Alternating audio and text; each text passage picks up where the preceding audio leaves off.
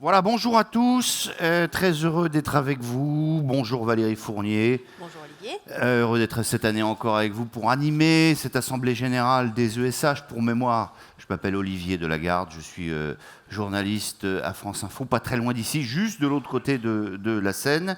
Valérie Fournier, on a une belle journée qui s'annonce. Une assemblée générale, c'est toujours un moment finalement pour se pencher sur l'année écoulée. Donc, est-ce que vous avez passé une bonne année ?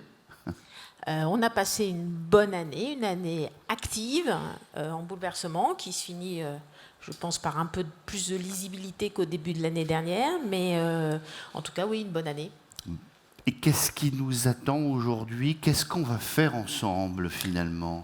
Alors, on va essayer de faire plusieurs choses. D'abord, on va revenir comme d'habitude. D'abord, on a toujours une assemblée statutaire, donc, qui est quand même l'essentiel et important pour le contrôle des adhérents sur leur fédération. Donc on va avoir cette partie-là. Et puis à partir de 11h, on va rentrer dans la partie dite publique. Cette partie publique, on l'a voulu... Alors on a voulu plusieurs évolutions cette année. D'abord, je le dis, c'est la première fois, je pense, depuis que je suis à la fédération, qu'on n'a pas d'élection. Donc on est très sympa, très ça, zen, non ? c'est pour ça que c'est une bonne année. C'est marrant Voilà, parce que je me disais, très les gens sont plus cool aujourd'hui, on a l'impression, voilà. Et en fait, il n'y a pas d'élection. Donc il n'y a pas d'élection, C'est donc que c'est du cool. plaisir, quoi. Exactement, Voilà. c'est que du plaisir. Et puis au-delà de cet aspect-là, ce qu'on a essayé, c'est de faire, de monter cet AG autour de deux choses. D'abord, vous le verrez dans les sacoches qui vous ont été distribuées, on a changé la façon de rédiger nos rapports pour essayer de les rendre plus adaptés à notre activité quand même de lobbying, c'est-à-dire de pouvoir sortir les bons chiffres au bon moment et selon nos interlocuteurs. Et puis on a essayé de les rendre aussi plus ludiques, j'espère.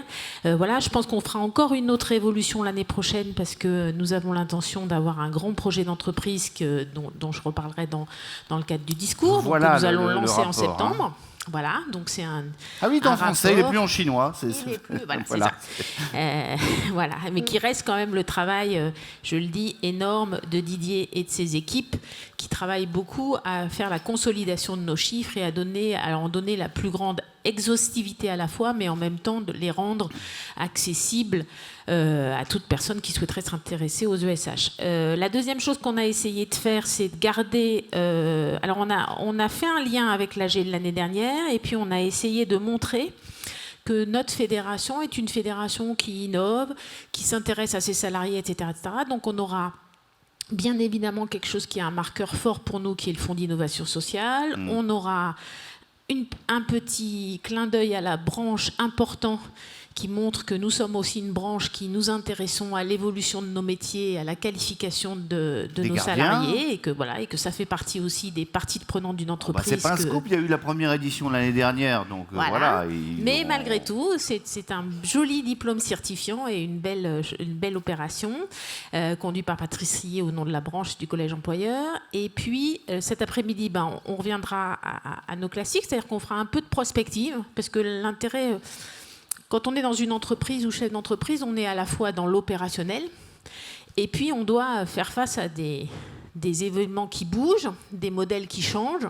Dieu sait que le nôtre est un peu en ce moment mis à mal et conflicté. Donc c'est important de garder cette capacité à regarder un peu plus loin et de regarder comment la ville évolue. C'est aussi ce qui donne l'image de, de notre AG.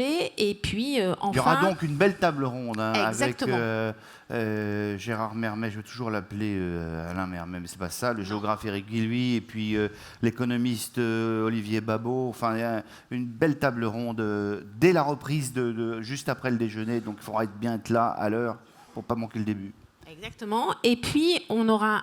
L'année dernière, on avait signé ensemble à l'Assemblée générale avec le ministre de l'Éducation nationale et Jacques Némézard en charge du logement, un accord sur le fait d'accueillir des stagiaires de 3e de zone ZEP, R+, etc., REP+, ce qui est un engagement fort aussi pour nous, qui était lié au fait que certaines initiatives avaient été prises dans nos ESH et que c'est une revendication que nous avons eue dans le cadre de la politique de la ville, de dire que nous nous intéressons aussi à l'insertion des enfants des quartiers dans la République.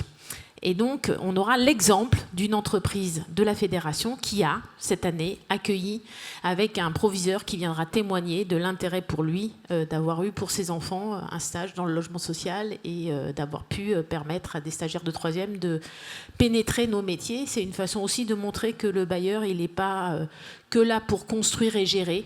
Il est aussi un acteur de la cohésion sociale et un acteur de la cité. Enfin, cerise sur le gâteau. Peut-être. Enfin, cerise sur le gâteau, nous aurons le ministre. On a le ministre, bah oui, oui. Voilà. Donc, Julien de Normandie qui sera présent parce que l'Assemblée générale des ESH, c'est l'endroit où les ministres accourent. On avait Jean-Michel Blanquer l'année dernière et Jacques Mézard. Cette année, Julien de Normandie. Voilà pour ce programme. Exactement. Valérie Fournier. On va maintenant retracer une année de la fédération, mais en images, si vous le voulez bien.